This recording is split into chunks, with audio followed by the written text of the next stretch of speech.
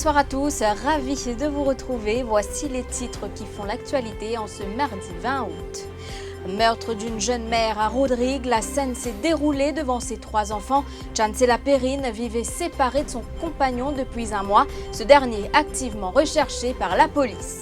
À Maurice, cette fois, une autre jeune femme de 19 ans perd son fœtus de 2 mois. Elle accuse l'hôpital Djitou de le lui avoir retiré sans aucune explication. Une plainte déposée à la police.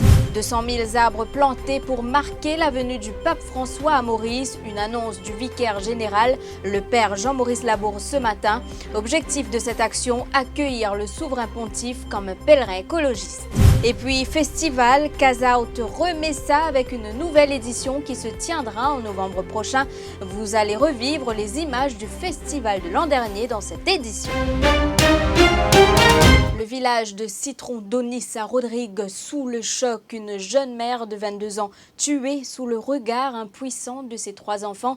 Chancela Perrine tenait son bébé dans les bras lorsqu'elle a été poignardée. L'identité de l'agresseur est inconnue, mais nous apprenons que la victime vivait séparée de son compagnon depuis un mois. Celui-ci, qui est déjà en liberté conditionnelle, est activement recherché. Entre-temps, c'est l'incompréhension et la colère chez les proches de la victime. Oui. Il y a beaucoup de problèmes. C'est différent. Il y a beaucoup de côté. Et ils sont au cochon. Il ne faut pas être capable de changer, mais il était pareil même. Et là où quand on apprend ça, là où est...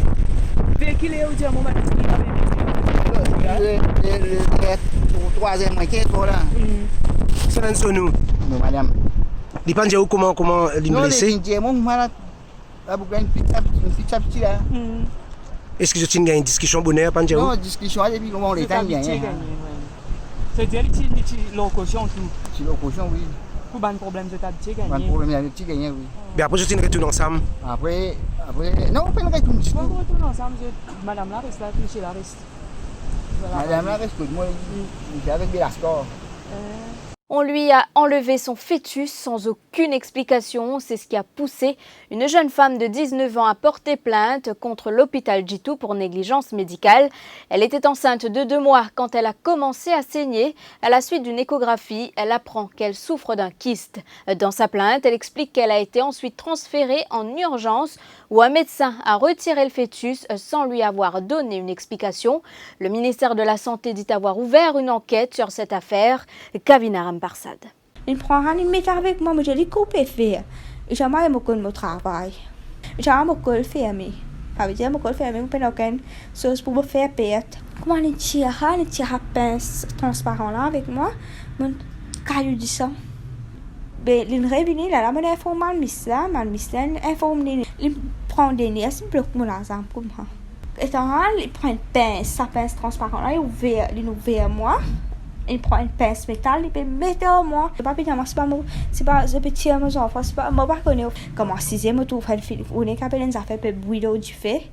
Je dis moi comme ça, reste tranquille, je te travail, pas pose quelque chose.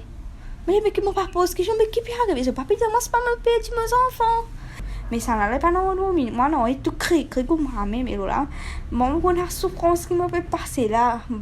Souffrance ça beaucoup difficile, mais c'est un collègue pas même dire moi c'est pas les filles tiens mes enfants, c'est moi me trouver et vous connaissez que les moi quand ils finiront dans la salle il dit avec qui bref de la côté était et les parties connaissent pas mon ramasser ça que les parties connaissent dis bon c'est quoi partout non et fini net on est fini tirer avec mes enfants il finit tirer et peine pète c'était peine pète ça qui n'arrivait. C'est pour ça que mon envie, je dis franc, c'est ça mon envie de pénitence. Pénitence, c'est pour gagner pas carrer tous mes enfants, mais c'est mon envie de punir pour ça qu'il fait, il est payé. Ça qu'il fait pour moi personnellement, c'est un crime. Moi pas envie qu'ils ont dit ouais, on peut faire tout ça là. Après les mêmes pas tant non, parce que déroulement Maurice comme ça moi beaucoup franc moi. Les comme ça, et tu maman, oui, pas une pas calculer pour proposer moi quelque chose. Non, ça là, non, parce que me perdu mes enfants là. C'est mes enfants qui me perdu. Moi, mon envie la justice faire. Vous voyez à l'écran cet incendie ce matin dans un entrepôt à Sainte-Croix. En attendant l'arrivée des pompiers, les habitants de la cité se trouvant juste à côté ont utilisé leurs tuyaux d'arrosage pour commencer à circonscrire le sinistre. Les flammes étaient sur le point d'atteindre les maisons voisines. Quand les sapeurs-pompiers sont arrivés sur place, le spectacle était édifiant. Les équipements vétustes, les boyaux défectueux rendaient difficile l'opération des pompiers. Nous étions au cœur de ce sinistre. Ravish Personou, Jean-Luc Émile. Nous assistons à un balai incessant de camions de pompiers. Ceux de la capitale et du Nord sont mobilisés. Une équipe s'attaque déjà aux flammes. Malheureusement, ce soldat du feu se retrouve avec un boyau qui est percé. Les fuites sont légion, l'eau n'arrive pas jusqu'au sinistre. À côté, les voisins sortent leurs tuyaux d'arrosage. Les habitants commencent à grogner. Les pompiers gênés devant cette situation tentent une explication. Le boyau a connu une avarie une fois sur le terrain. Même explication pour le Divisional Commander. Et pendant l'opération, vu qu'il y a un sharp object, ça fait abîme nous déboyaux, c'est-à-dire nous débrouillons nous tuyaux. Et nous ne pouvons pas arrêter l'opération, si nous arrêtons l'opération, du fait que propage dans les autres compartiments. C'est d'accord de ça, nous ne pouvons pas arrêter l'opération, donc peut-être qu'il y a un petit peu de l'eau, mais nous tenons abondamment de l'eau parce que nous avons 3 véhicules.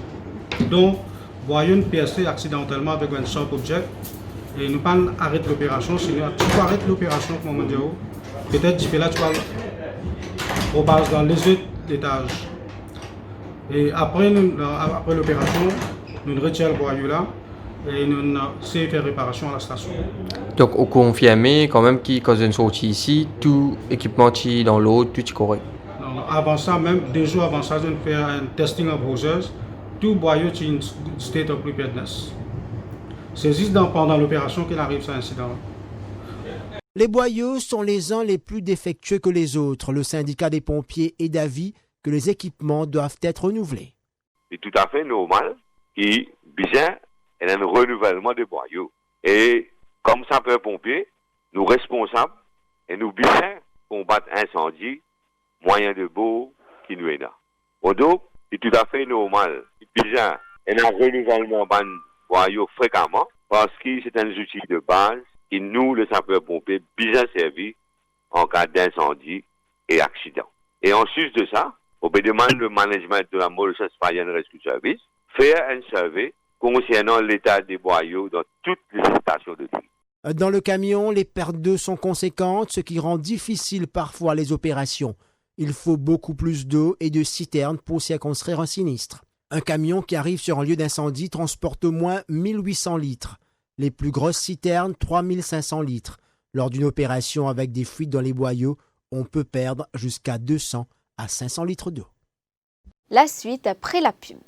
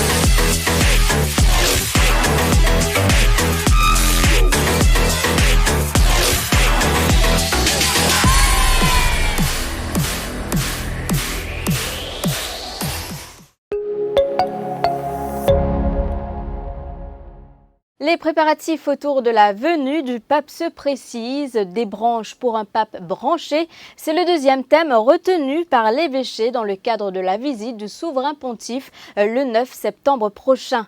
Et pour marquer cette journée symbolique, pas moins de 200 000 arbres seront plantés. Ce sera un cadeau au pape François.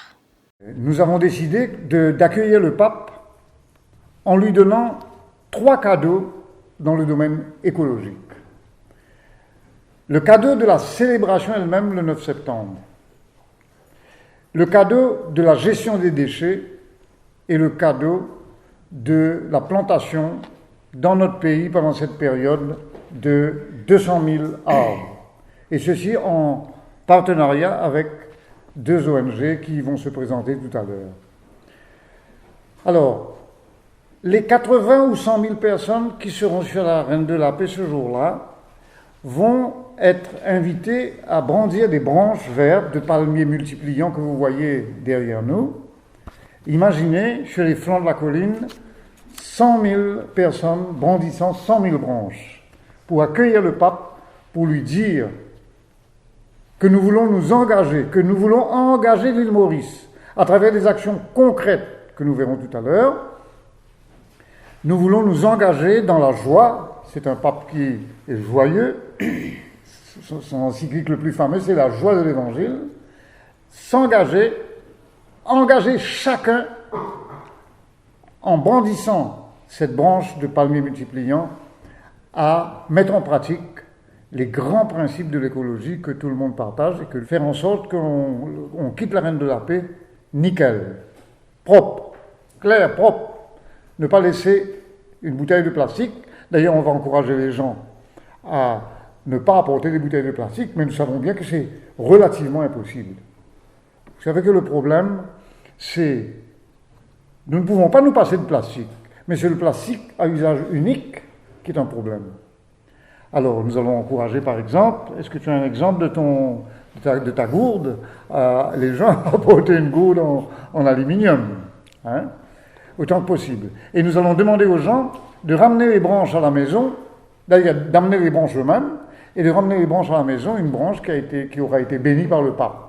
Parlons sport à présent avec les Jeux d'Afrique qui se tiennent au Maroc. Les Mauriciennes Lisa Bonne et Maïta Bassi se sont inclinées en demi-finale face à la paire égyptienne en 2-7, 21-10 et 21-19. C'était ce mardi sur la plage de Salé. Les protégées de Pascal Ava affronteront la sélection mozambicaine pour le match de la 3e place. L'équipe mauricienne de football en salle se rend en Afrique du Sud. Elle participe au tournoi de F5 qui se tient en novembre prochain. C'est la 2e participation pour Maurice. Et pour clore cette édition, Casaout Remessa, votre rendez-vous musical annuel revient en novembre prochain. Comme chaque année, des artistes locaux et internationaux seront de la partie. On revient ce soir sur les images du festival de l'an dernier, un avant-goût de ce qui vous attend cette année.